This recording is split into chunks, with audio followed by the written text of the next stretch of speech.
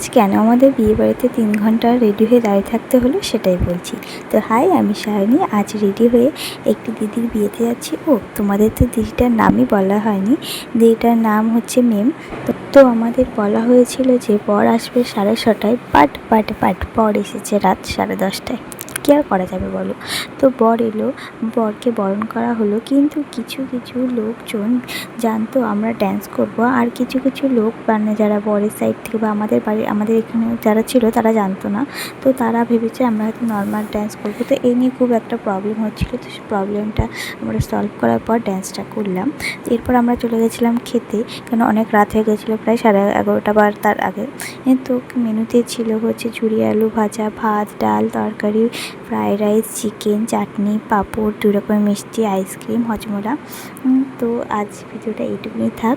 তো তোমাদের যদি আমার ভিডিওগুলো ভালো লেগে থাকে তো অবশ্যই প্লিজ চ্যানেলটাকে সাবস্ক্রাইব করে দেবে, এবং ভিডিওটা কেমন লাগলো একটা কমেন্ট করে জানিয়ে দিও, আর ভিডিওটাকে একটা লাইক করে দেবে। এবং দেখা হচ্ছে পরের দিন কোনো একটা ভালো ভিডিওতে।